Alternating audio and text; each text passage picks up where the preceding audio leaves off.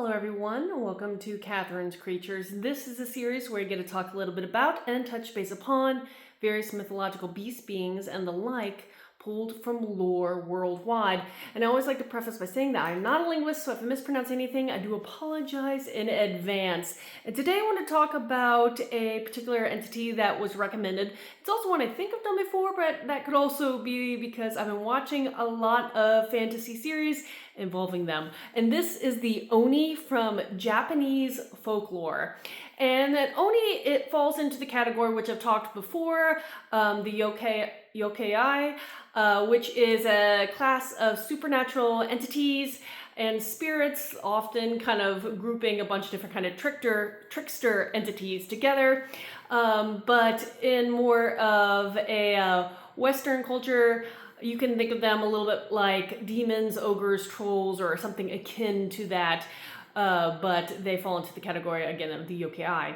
Now, Oni are thought to live in caves that are hidden deep within the mountains, or their own kind of sort of supernatural hell of sorts. And they are thought to be exceedingly strong, unnaturally so, and potentially have the powers to control thunder and lightning. Now, originally they were considered to be on the evil side of things, and that evil would manifest through their acts of murder and cannibalism, so when they ate people.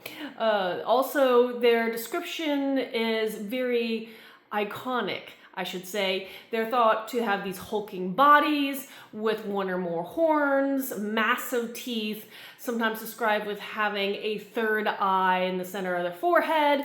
Their skin color would depend, I guess, on the particular Oni, but they could be anything from red, blue, black, yellow, again, these striking colors. They were known to initially wear loincloths, typically of tiger pelts, and would carry a particular kind of club, the kanabo. Hopefully you pronounced that correctly, but they had their particular iconic weapon with them as well. On their fingers and toes, they were thought to have 6 digits, each of which had some kind of claw-like nail. So again, a very ferocious appearance. But they were also known to be able to change their appearance to help fool their victims, and it didn't matter what gender the Oni was, they could change into a man or a woman, again, whatever they thought was the most fitting in order to achieve their goal and fool their victim in order for nefarious things. Now, Onis, as I kind of implied, could be both male and female, though most often than not, they were described in lore as being male.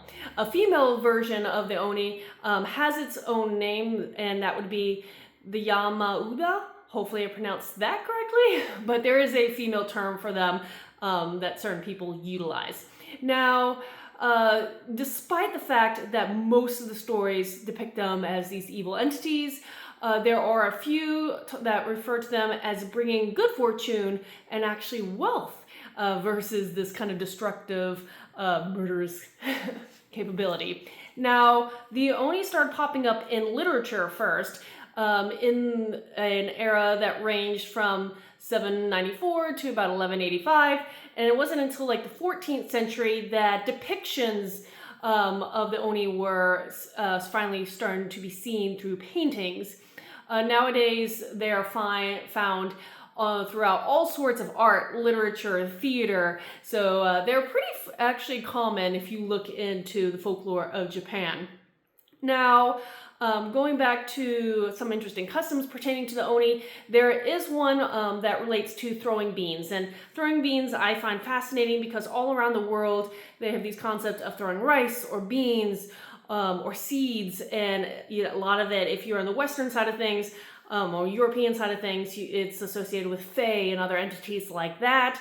But here, once again, is another example of a throwing bean custom tied with trying to get away some kind of negative entity. And in this particular case, the bean throwing custom to help drive out Onis was practiced during a particular festival in February, and that one was called the Setsu Bon. Hopefully, again, I pronounced these things correctly.